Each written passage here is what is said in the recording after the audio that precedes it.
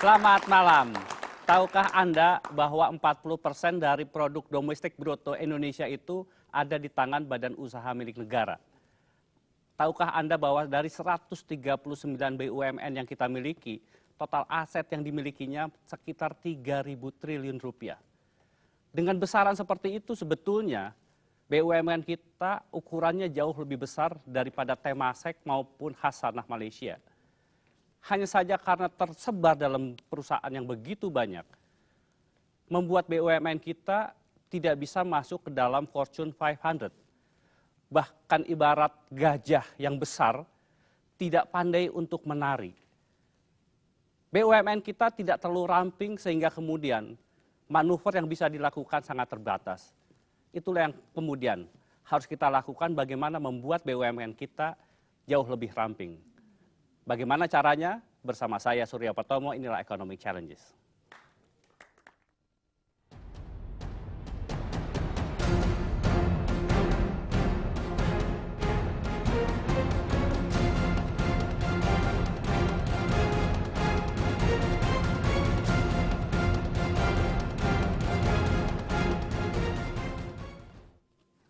Untuk membahas persoalan yang sangat menarik ini, saya telah kedatangan seorang tamu yang sangat istimewa.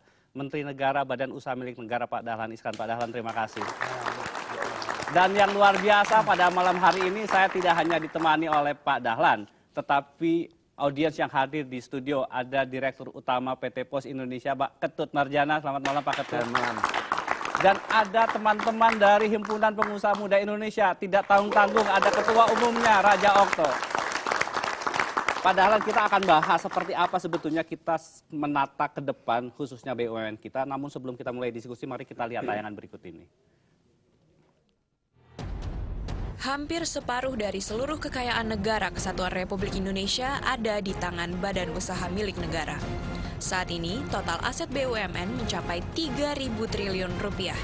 Sedangkan kekayaan Indonesia yang diukur lewat produk domestik bruto mencapai 8.000 triliun rupiah. Indonesia memiliki 139 BUMN, terbesar kedua di dunia setelah China yang memiliki ribuan BUMN. Sebenarnya, total aset BUMN di Indonesia lebih besar dibandingkan total aset induk BUMN Singapura, yaitu Temasek Holding dan induk BUMN Malaysia, Hasanah Berhad. Aset Temasek hanya 2.000 triliun rupiah, di bawah total aset BUMN Indonesia. Sedangkan Hasanah Berhad Malaysia lebih kecil lagi, hanya 250 triliun rupiah. Namun, mengapa Temasek dan Hasanah demikian agresif dan disegani di dunia? Inilah tantangan yang harus dijawab oleh pemerintah Indonesia saat ini.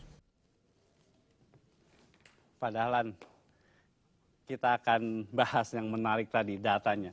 Kita dulu sama-sama berada di luar Pak Dahlan, melihat BUMN dari luar. Tapi sekarang Pak Dahlan sudah masuk ke dalam, bahkan sudah 100 hari mengurusi BUMN. Apa hal yang menarik dari temuan Pak Dahlan setelah ada di dalam?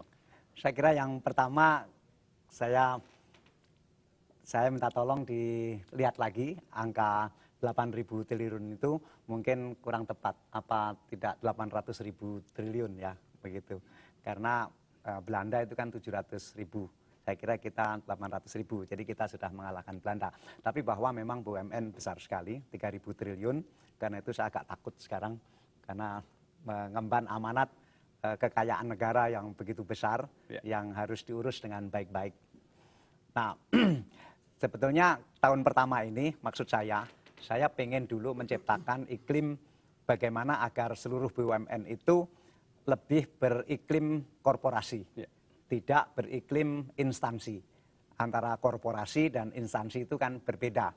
Sehingga saya ingin teman-teman di BUMN itu menyadari bahwa dia itu perusahaan.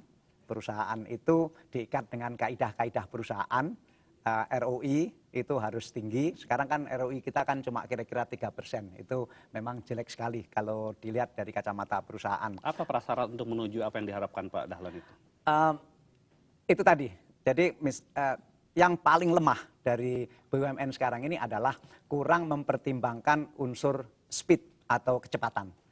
Itu karena birokrasi yang sangat panjang, pengambilan keputusan yang sulit, dan seluruh kesempatan itu menjadi hilang kalau unsur speed itu tidak diperhatikan. Karena semua perusahaan, ini teman-teman dari HIPMI, saya kira tahu persis bahwa kecepatan adalah unsur terpenting dalam perusahaan. Itulah bedanya korporasi sama instansi. Karena itu sekarang yang kami lakukan adalah mendorong teman-teman untuk berani lebih cepat ambil keputusan. Lebih cepat ya, ngambil keputusan. Ya. Nah, iklimnya harus diciptakan. Karena itu minggu pertama saya menjadi Menteri BUMN, yang saya lakukan adalah melimpahkan 18 kewenangan menteri kepada korporasi atau kepada manajemen masing-masing BUMN.